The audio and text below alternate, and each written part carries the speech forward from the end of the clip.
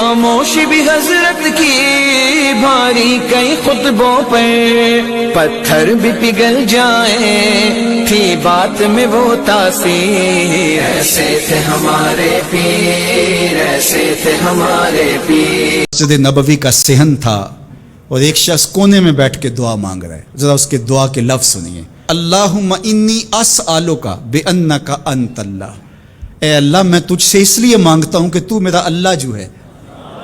ذرا غور کیجئے، میرے والد گرامی فرماتے تھے کہ بیٹا باپ سے کہے کہ ابا جی میں آپ سے اس لیے مانگ رہا ہوں کہ آپ میرے ابو جو ہیں، تو باپ کو اپنا وجود بیچ کے بھی دینا پڑا تو اس کی ڈیمانڈ پوری کرے گا۔ جو اس نے لفظ ہی ایسا کہہ دیا کہ ابو میں آپ سے اس لیے مانگ رہا ہوں کہ آپ میرے ابو جو ہیں، تو میں نے آپ سے ہی مانگنا۔ تو بندہ کیا کہہ رہا ہے؟ اللہم انی اسألک بانک انت اللہ، اللہ میں تجھ سے اس لیے مانگ رہا ہوں کہ تو میرا اللہ جو ہے۔ لا الہ الا انت، تیرے علاوہ کوئی ہے بھی تو نہیں۔ انت الاحد الصمد الذی لم یلد ولم یولد، تو ایک ہی ہے، واحد ہے، اور کوئی ہے ہی نہیں جس در پہ جاؤں، کوئی چوکھٹ نہیں ہے جہاں دامن پساروں، کوئی دہلیز ہی نہیں ہے جہاں جھولی پھیلاؤں۔ تو بے نیاز ہے اور تجھے نہ کسی نے جنم دیا اور نہ تو نے کسی کو جنم دیا۔ مالک میں تیرے حضور دعا کر رہا ہوں۔ یہ وہ دعا کر رہا تھا کہ میرے حضور نے سن لی۔ تو ایک صحابی کو فرمایا کہ یہ جو دعا کر رہا اب جو مانگے گا اللہ عطا کرے گا، اس نے مانگا ہی اس ڈھب سے ہے، اس ڈھب سے ہے۔ ایک دعا اور سن لیجئے جو سیدنا علی المرتضیٰ رضی اللہ تعالی عنہ رب سے مانگتے ہیں۔ اللہ اکبر، مجھے تو آج سارا دن اس دعا نے نحال کیے رکھا۔ یہ دعا مانگتے ہیں تو عجیب کیفیت ہوتی ہے۔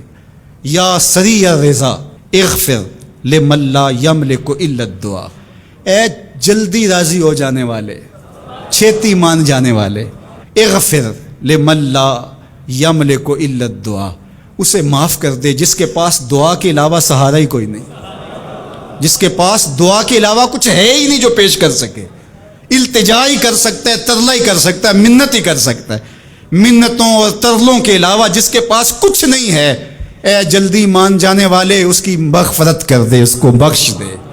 اللہ اکبر۔ تو وہ کریم ہے، وہ کہتا ہے میرے در پہ آؤ تو صحیح، کوئی جھولی پھیلاؤ تو صحیح، ہم تو مائل بکرم ہیں، کوئی سائل ہی نہیں، راہ دکھلائیں کسے راہ رب منزل ہی نہیں، کوئی آئے تو صحیح، جھولی پھیلائے تو صحیح، کوئی طلب تو کرے۔ دنیا والوں سے مانگیں تو ناراض ہوتے ہیں، اللہ سے نہ مانگیں تو ناراض ہوتا ہے۔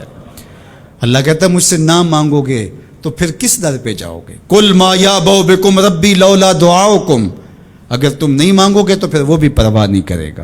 تم مانگتے رہو گے، جھولی پھیلاتے رہو گے، وہ اپنی رحمتیں تمہارے دامن میں ڈالتا رہے گا۔ اس کے خزانوں میں کوئی کمی نہیں آتی، ہر بندے کو اس کی ڈیمانڈ کے مطابق، چاہت کے مطابق، طلب کے مطابق، آرزو اور تمنا کے مطابق دے دے، اس کے خزانوں میں پھر بھی کوئی کمی نہیں آتی۔ تو اسی سے مانگیں۔